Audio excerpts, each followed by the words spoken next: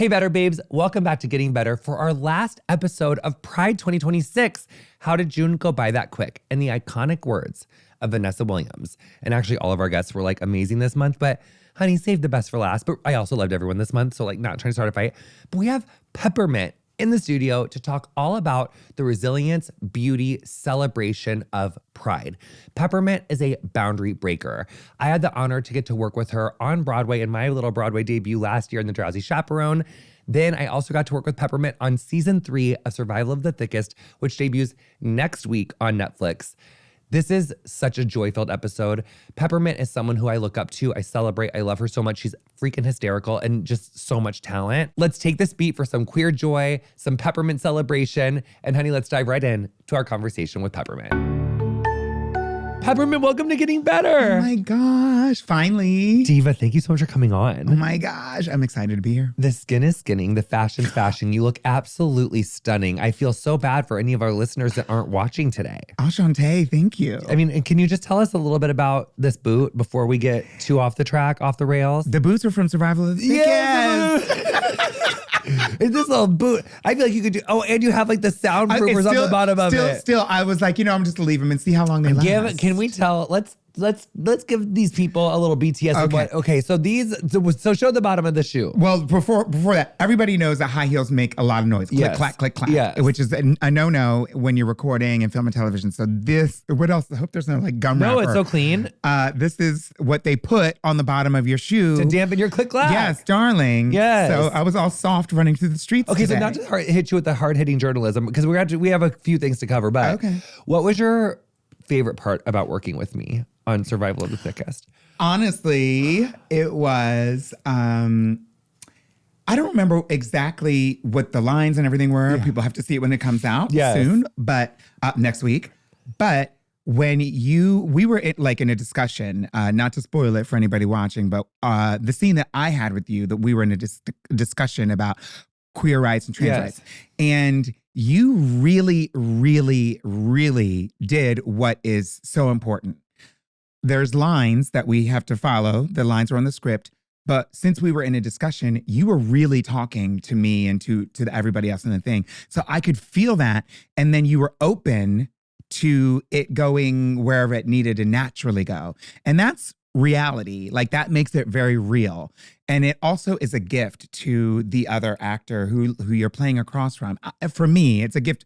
I consider it a gift because it gives me an invite to really be real and really answer the question. Because that's how it comes across real. If That it feels was like real, an it is authentic real. answer. I thought you were going to be like, you're blow dry, or like, Oh my God. you had like an, And your hair looks so I thought you were fierce. going to be like a funny joke. That was like, no, I loved working with you so much. I was kind of nervous because I don't do like scripted every day. And so I was like a little nervy, like stepping onto the set, and just wanted to make sure that I wasn't like, awkward, get like delivering like lines in like a weird robotic way. You just made me feel so safe and so at home. And that just was the most amazing set. And also like, not for nothing, but getting to like sit and watch Michelle Buteau like improv, but also deliver exact lines within like riff on stuff, just to make like seeing someone work like on her level of work. That was like really good for like a baby gay me to see. She's a pro. She's a parent. She directed, I don't think she directed that episode, but she directed some this season.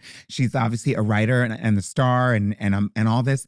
And the way that it was set up, our scene, like the way that she was filming, we didn't even get to interact with her that much, but like, I think it's going to come off so beautiful.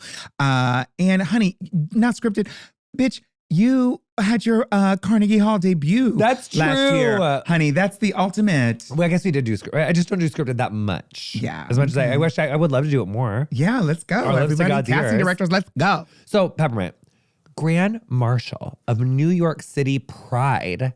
What does it mean for you to get to be Grand Marshal in 2026 in New York City for Pride?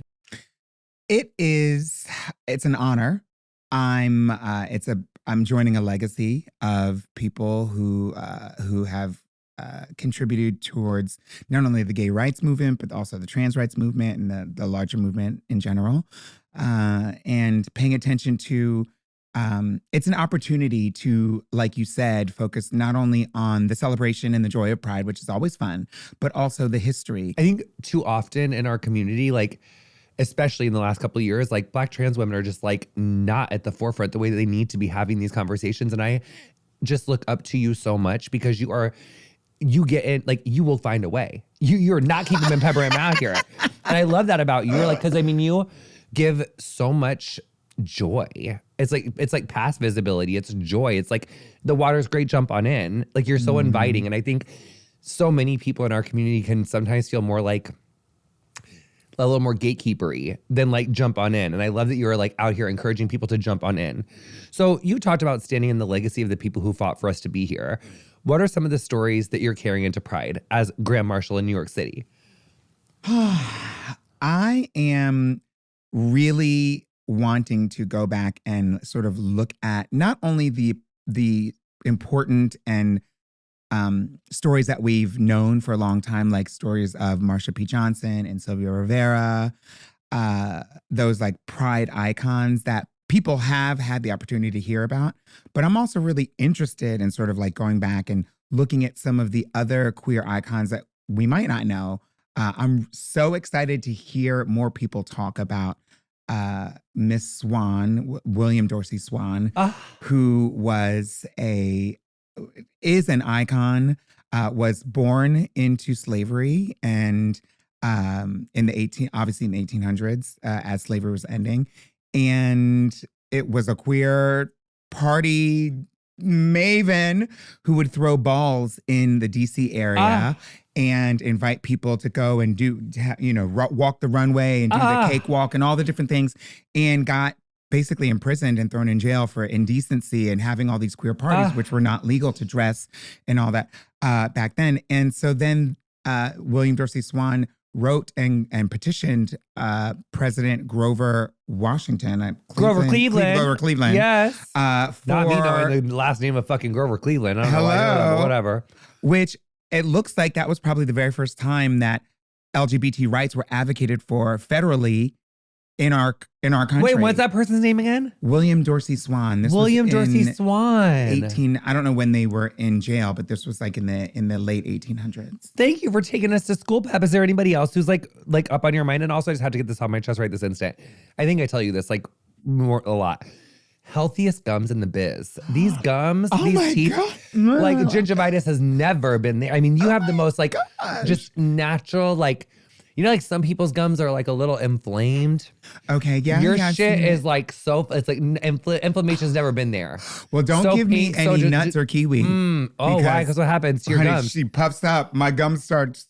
I didn't know your gums could swell, but mine have. When I eat, I'm allergic to those. So when I eat those, my gums swell up and then they get harder than they already are. Your periodontist is on it. Oh no, the gum health, the dentistry out here.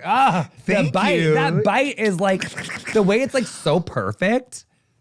My dentist is gonna be so happy to hear this. No, that bite is giving me clothes. It's giving me like perfect. Like you finished your braces, darling. I never even had braces. What? I never did. I'm glad you like had a win. Thank you. Me too. Because I wore braces for like 3 years and they still look like this. God. And I did Smile Direct. That's the one where you put the trays in. I mean, I do use a night guard. Oh, okay. Yeah, it's kind of like a retainer of sorts. Kind of thing. Yes. Yeah. But what other stories? Also, I'm so interested as a Black person here. I am just waking up that our history has been whitewashed and not really given to us. All of our histories, everybody's history, but particularly the history of enslaved people in this country and the stories. I mean, all I knew about my ancestors was like they were slaves because they came from Africa and that's that. And then one day slaves were set free. And then we had Martin Luther King and there's nothing else. And there is more than that. And so I'm very interested in the story of like Nat Turner and the Nat Turner Rebellion, where enslaved people, including Nat Turner, were basically had enough. And they're like, we're going to fight back. And it was violent. But this was people who couldn't take it anymore and said, we need to get violent and take our freedom. And that's what they did. It was defeated and he was killed. No. So it's not a happy story, but it is a story they're not doing movies about. They're not really telling us about when we fought back. And I think that that's an important part of history. Because I know if we fought back, I would want people in 50 years or 100 years or whatever to know that we tried. Yes. And that's important. Yes, it is important. And that's not a pride story, but that's a story that's related to history. And I like to think of history doesn't have to be just one category or the other. A lot of times they intersect. If this is someone's first Pride parade and they are like excited to go to Pride, but what's one thing that you want? Everyone loves a good Pride parade. I remember my first one. It was Minneapolis. It was 2006. I've done Minneapolis Pride before. Oh my, it was so much. They get down up there. They get down up there. Yeah, it was 2006. I almost got kicked out of beauty school for it because it was on a Saturday and there was like this whole hour situation. But I had to go to Pride. I might have been there around that same time. Oh my God, it was so fun. Oh no, my boyfriend at the time explained to me like the importance of condoms, and I was like, yes. But then I was also like, and then he was like, and I was like, no, you're so right. Yeah, put it on. I mean, really he was from the 90s then, it was right? Really sweet. It was like 2006. Yeah, it was pre-prep. I'll tell you that much. Yeah, it was pre-prep. Right. Yes. But I was still like, I'll take my chances. But, that didn't work out that well. So, okay. So, too much, right? Okay, yeah. Okay. Okay. So for people who may be attending their first Pride celebration this year, or for people who go a lot, but they don't understand some of the significance of the history, what's something that you want them to understand about Pride? I want people to understand that Pride is, yes, it is definitely a celebration, an opportunity for joy. It's an opportunity for us to, have visibility, all those things. Visibility and joy are like essential, for sure. However, when the government is actively trying to name parts of your community as domestic terrorists, which they are, as they are, we need a little bit more than just I'm wearing my glitter to walk.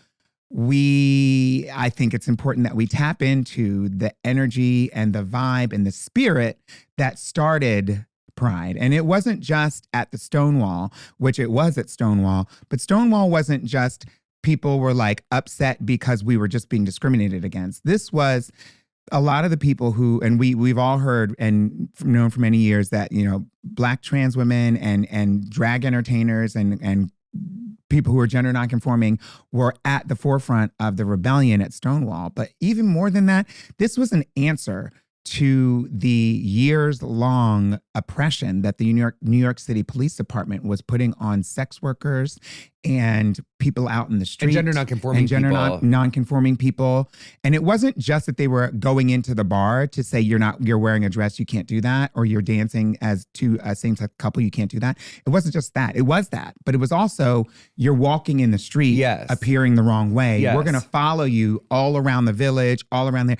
And places like Stonewall were the safe haven. Yes. So they were attacking the safe haven. But we were already being attacked, arrested, harassed on the street by the New York City police, which is why there's been such a deep conversation about questioning the involvement or examining the involvement of the NYPD in the New York City Pride parade, which now we refer to as a march. But I want people to know about not only just New York City's history of resistance, also, the Black Cat Tavern in San Francisco, also Compton's Cafe. I want people, Black Cat Tavern in LA, Compton's Cafe in San Francisco. I want people to know that similar things happened all across the country. We were not taking it. And that's the vibe that we need to have. Yes, it hurts. Yes, it's discrimination. Yes, it's kind of scary, but we can fight back. They don't just get to win by default because they're the administration. Hey, Better Babes, it's time for this month's docket drop that we do in partnership with Americans United for Separation of Church and State. When we talk about church-state separation, it's easy to focus on the big court cases making headlines. From efforts to bring religious instruction into public institutions to cases involving LGBTQ+ rights and religious freedom, there's a lot happening across the country. But what many people don't realize is that a lot of church-state separation issues never make it to court at all. Sometimes people just need help understanding their rights. Maybe your child comes home and tells you their teacher led a prayer before lunch. Maybe you've noticed a local government meeting begins with a prayer, but people from other faith traditions aren't given the same opportunity to participate. These situations can feel small in the moment, but they matter. That's why Americans United has a dedicated legal team that helps people navigate potential church-state separation concerns in their own communities. If you visit the Report a Violation page, you can share situations you've observed that may raise church-state separation questions. In many cases, issues can be addressed through education and clarification about existing constitutional protections, helping communities become more welcoming and inclusive without ever stepping foot in a courtroom. Some recent examples include concerns about religious materials being incorporated into public school assignments, public meetings directing attendees to participate in prayer, and government boards replacing neutral moments of silence with specifically religious practices. These micro moments are easy to dismiss, but they're moments that chip away at the wall of separation between church and state. Keep up with AU by heading to au.org/gettingbetter. That's Americans United for Separation of Church and State. We love them. Together, we can fight to protect our freedoms and allow everyone to believe as they choose, so long as they don't harm others. Y'all, people are obsessed with their dogs. And honestly, I get it. If you've ever bought a gift that was technically for your dog, but really for you, welcome to the club. And if anyone gets being dog obsessed, it's OLLIE. They're relentless about delivering the best food and experience for you and your dog. And they even give you ways to help keep tabs on your pup's health. What I love is that OLLIE's fresh recipes are developed by real chefs and backed by vet nutritionists, which is so important. Everything is tailored to your dog with perfectly portioned meals and thoughtful touches that make feeding simple. And through the OLLIE app, you can check in on your dog's health with real vets by uploading a photo and getting insights into things like weight, digestion, teeth, and coat health. If you've got a dog in your life, you know that peace of mind is everything. Get ready for both you and your pup to be obsessed. Head to ollie.com/Elton, tell them all about your dog, and use code ELTON to get 70% off your welcome kit when you subscribe today. Plus, they offer an obsession guarantee.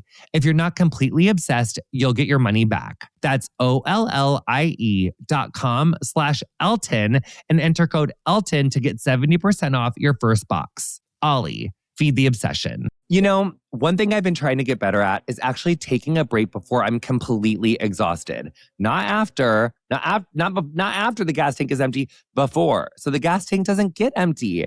And when I need a little reset, I love finding a place that helps me slow down and reconnect with myself. One of my favorite trips that I think about doing this was my trip to Alaska with my mom and my husband. We just hung out, we played cards, we watched the Northern Lights, which was like a lifelong bucket list moment. And it was so relaxing and gave me like a really beautiful way to reconnect and slow down from what was otherwise a really stressful time in my life. That's why I love Airbnb. With Airbnb, you can find places that feel like a part of the experience, not just somewhere to sleep.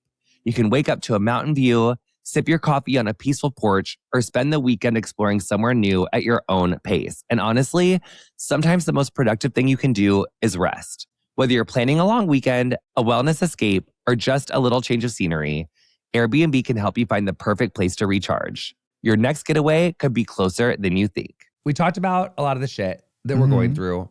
I do want to talk about some joy, because joy is not a side quest. I think that queer joy is like part of what has helped our careers, and like people see, not like to make it about careers, like it's allowed people to like humanize a queer community. Like when you see queer joy, you're like, yes, I want what they have. It's like fun. They're all fun. They're not a threat. They're a threat to a boring time. That's all. So what does joy look like to you in 2026? Joy to me in 2026 is necessary. Joy and hope are absolutely necessary. And again, not to go back to history, but I think about my relatives, for instance, who were definitely enslaved in this country, and how horrible that must have been. I mean, beyond words. I can't even imagine it. And I would like to think that there was joy experienced despite being enslaved and having such a horrible situation to have to live through and experience. I think that in my darkest times, that is what would get me through, is hope and joy, because it shows me that this is not permanent, that it's possible for me to experience all the things I might want to experience in the future once we get through this. And then that motivates me to try to get out of this.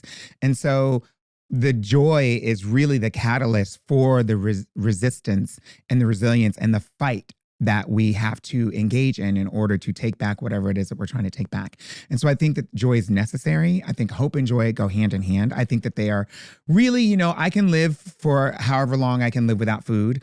I can live for however long I can live without this or that. But hope and joy, I don't think I can survive that long without. And I think that those are the essential parts of humanity that we need. We obviously need other things too, but hope and joy are essential, especially for people who are being oppressed and discriminated against. And so since that's happening right now, the fight that we have has to include hope and joy, but it can't be an aloof hope and joy. It can't just be like, I don't want to know what's happening, la, la, la, la, la. Let me just, it can't be that. We're done with that.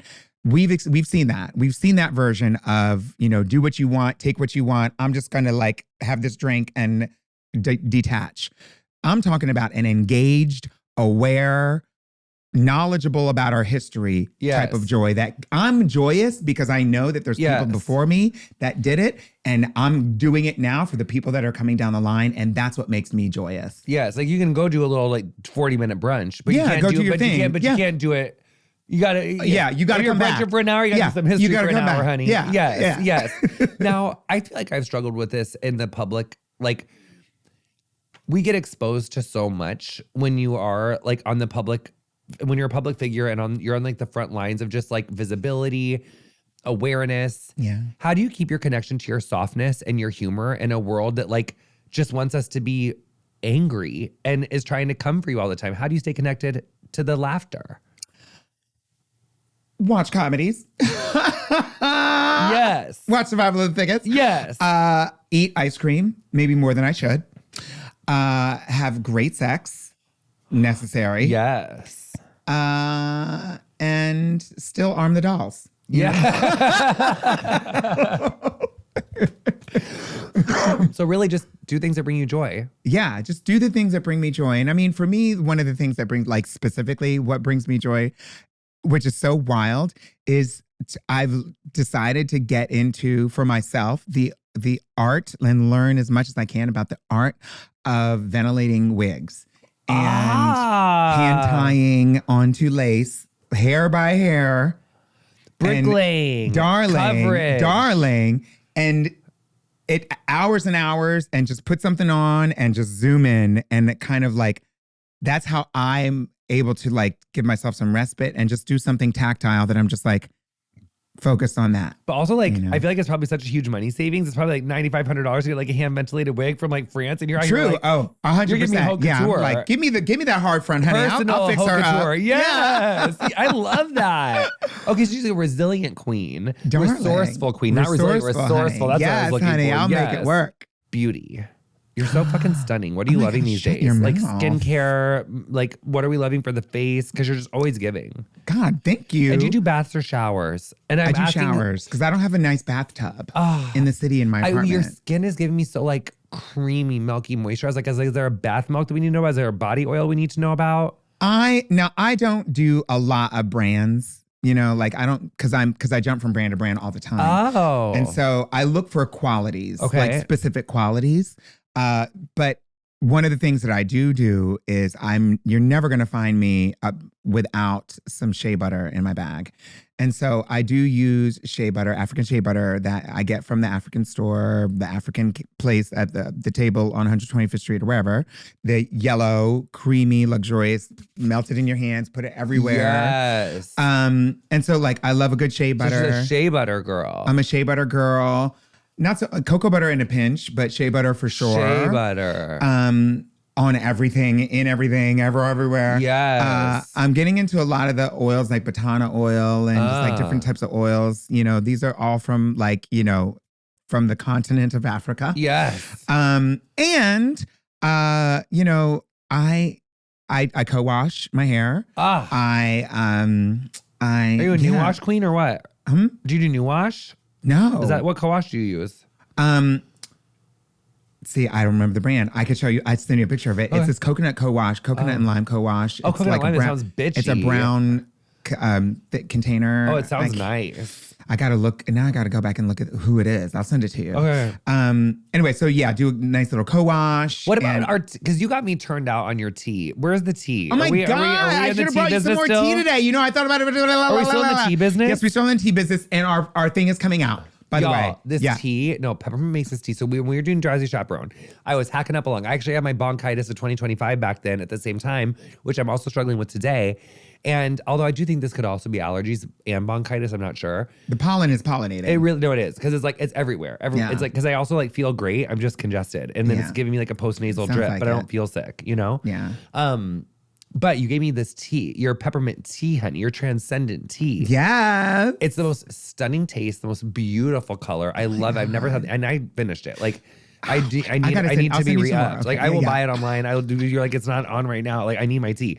So does tea bring you joy? Tea, honestly, that is my elixir. Yes. That is what I'm not a coffee girl. I'm a tea girl. Love to steep me a nice old cup of tea. And I drink all types of tea, but I'm really proud of this tea because it's caffeine free, isn't it? It's caffeine free. It's herbal.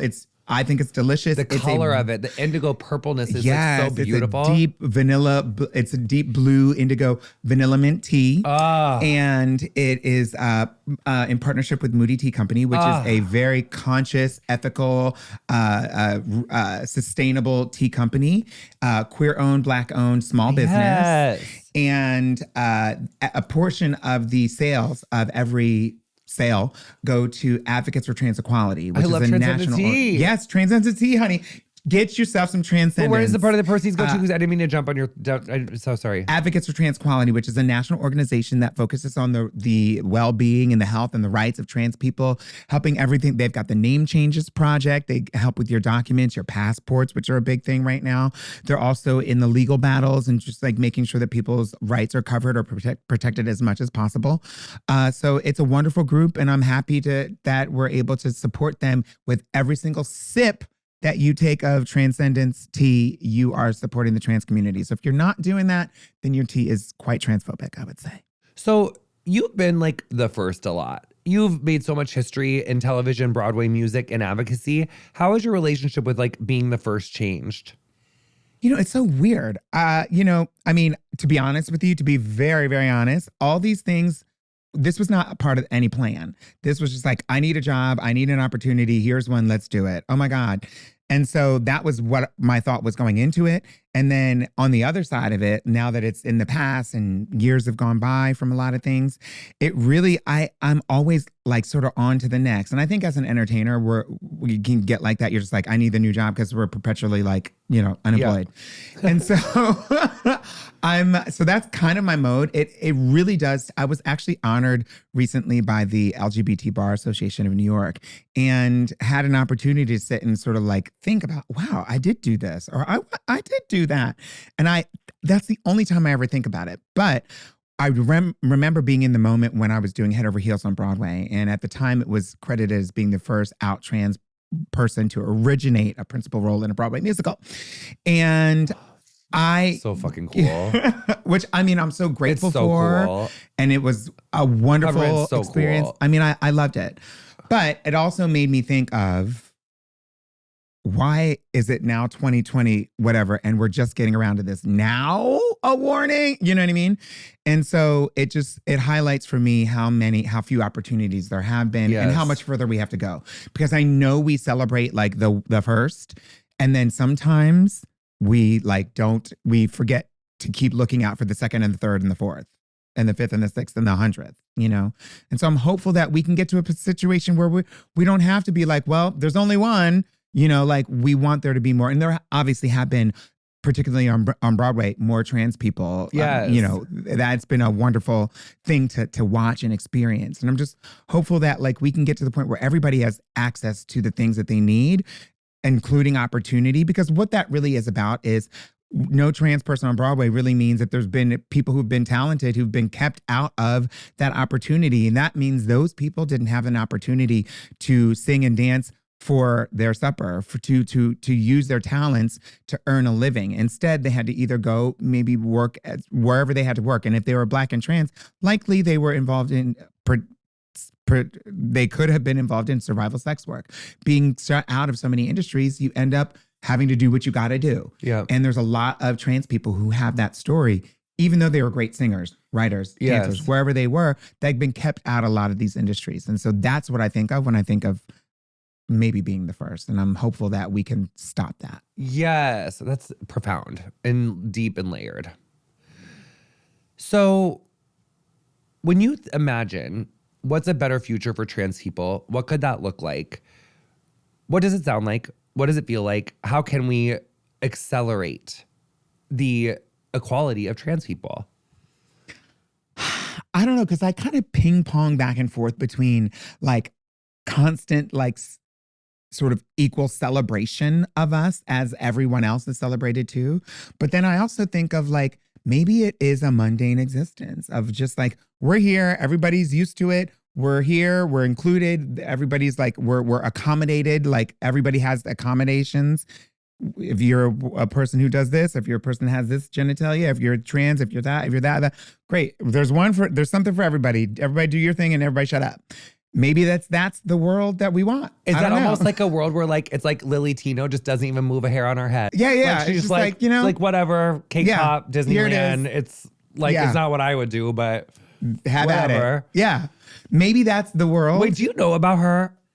About this Lily Tino? I mean, moderately. Tell us. Well, like I'm not to bring her up at the end of an episode, but I'm just like, she's the number one person that most conservatives that I know bring up. I don't happen to follow her. Okay, well, here's the deep lore. Here's a deep cut. Okay, I will say this. On Cameo this one time, I got a cameo from who I'm pretty sure was Lily Tino's mom, but I didn't know who Lily Tino was yet. And this lady was like, oh, my daughter, Lily Tino, she's getting all this like hate and flack and stuff, but she's getting like FFS.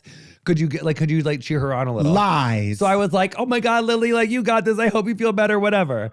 And then like a few months later, I started seeing who Lily Tino was. And I was like, oh, okay. Like, and it's weird. Like, honestly, I really have conflicting feelings because I understand how, because some people in the trans community will absolutely come for her and they will be like, you are the reason that we're unsafe and that this and that. And like, would I take Cake Pops into Disneyland and make those videos that she makes? No. Like, it's really fucking cringe. It feels really unnecessary. Like, you could have been in front of like a whiteboard or like if you had to do that or something. I don't know why we have to talk about it so much. But to do it at Disneyland, it's like, I understand why people are like, okay, but and at the same time, I have been curious enough to like sit and like watch a few things. Mm-hmm. I do feel like, I don't know if I believe that this person has like really sinister ambitions. Like, I think this girl might just be like, really, it reminds me of when I did my yoga flow in front of like the World Trade Center on September 11th because I was so moved by like the 17th anniversary of it. So I was like, oh, I feel so like sometimes we're just really earnest and really cringe and off and off. And like, but like you just can't it's like when you like when I was like going through my brown eyeshadow phase, like I would put like dark brown eyeshadow clear up to here in 2023. So not even that long ago. Oh, wow. And you couldn't tell me different. I thought it looked great. Like I was like, this is eating. Like I have brown eyeshadow today. No, the way my eyeshadow is like eating right now. You couldn't have told me different. And so it's like, I pray for her, not that I pray that much. I was like, I hope that she will have like some like clarity or like breakthrough or whatever. Yeah. But I just as someone who's survived many a pile on, I feel bad for anybody who's getting piled on a little bit. Me too. And I do wish that she would kind of like get it together. But I feel a part of me feels bad and a part of me totally understands the critique of her. It's both.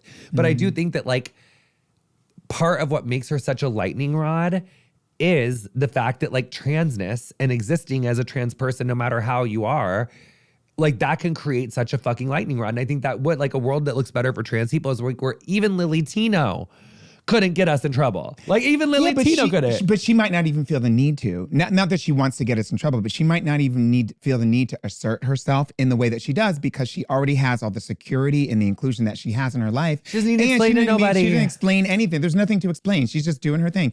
And I also think in this day and age, like right now, maybe, I don't know her, but she seems to be behaving in a way that I remember moving through the world when I didn't have community. And so if you have community, some of those conversations are saved with your with your friends. friends and That's things like when me that. and Tana and Anthony were diagramming, like if the vagina had like how many. Yeah, it's like you don't do it on TikTok. Yeah, you don't do it You with your friends. And I think that is maybe this is just me. Or your sort of- Patreon. Exactly. Yeah, just whoever it is. But Let I them think pay money to see that. exactly. Video. But I do think that direct community of other trans women in this case for her could be. It certainly was helpful for me.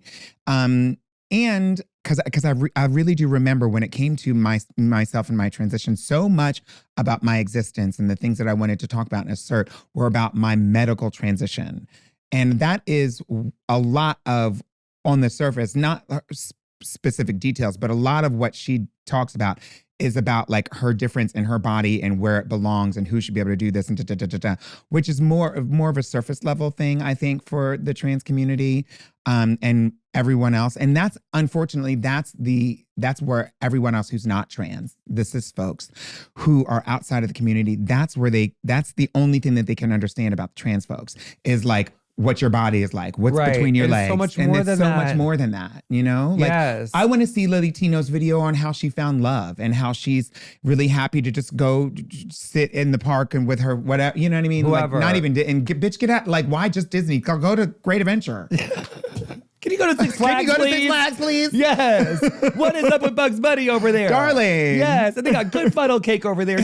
Hello. Actually, I love funnel cake. I love it. I never eat it. But I love Every the time I smell do, of I it throw so up. much. But I still eat like, it. I can't, I don't but mean I love to. it. I eat it and then I go on a ride and then I'm like, I think I need a Sprite. And then I have a few sips of the Sprite and then I get like wicked and then I just like vomit everywhere. And then I'm like, okay, I'm ready to go back to like the water park. I'm a pass out girl, not vomit. So like I'll eat it and get sick and be like, ooh. And then pass I'm out? like, not totally pass out, but I'm the woman that's laid out I don't sleep. I'm like, I have to sit down right now. With like a turkey wherever I leg, am. Which is like a half-eaten Six Flags turkey leg. And they're like, what the? And I look like literally in the middle of the walkway or at the entrance to the ride, whatever. Girl, what are you most excited for? Where can people follow you the most? Where are you the most active on social? What are we doing? Where are we going? Excited for Pride. Yes. Excited for my tea, which people should go to my socials, Peppermint 247 on all platforms in order to get the tea and then also see what is going on with the tea and all the tea. I'm excited for season 3 of Survival of the Thickest, which we are co-starring in, which comes out in like less than a week. So mark your calendars, July 2nd. Yes. Excited for that. And that's it. My wish, I do think it'd be really fierce. I know it's like season 3, but like maybe in like 5 years, there's like a movie. Like, where is Mavis in 5 years? Like, unless they like, I don't know how it ends, but like if there was like, I just think that could be fun. Because I know like a series is like a lot to maintain all the time. It's like you're in production for like, and there's like families and everything. But I could just really see what's up with Mavis in like 2 years, 3 years, 1 year. A movie, you could just do it for like 4 months and then wrap it out. I'm not even pitching it for myself. I agree. To get another scripted role. It's just call us back, fan. Netflix. No, just as a fan. Yeah. Let me tell you, another thing I'm excited about is I went back recently and watched old episodes of a show that was like I loved. Back, it used to come on Logo back in like the turn of the century. What was it? Noah's Ark. Do you remember that show? I don't know if you remember that show. Vaguely. Yeah, it was about, but it's like, I guess the black men, Sex in the City, I guess, you know, for a lack of a better description. Logo was doing it back honey, then. they were doing it. This was before RuPaul's Drag Race. And honey, this was such a good show. Go do yourself, if you're like, need to like put something in, go back and watch that. You can find it online. Noah's Ark, the old seasons. I think they only had 2 seasons, I think. Get them a reboot. They need a reboot. Well, they had a movie recently that just came out that kind of summed things up. It's such a great, feel good. I just love it. I can't talk. Noah's Ark. Noah's Ark. Yeah, Noah's N-O-A-A-R-C. Noah's Ark. Bitch. So good. Yes. It's so good. Trust me, honey. You're gonna love it. I can't wait. I want to hear Peppermint, love from you you. so much. I love you. We have to go to brunch. Yes, we do. I love you, honey.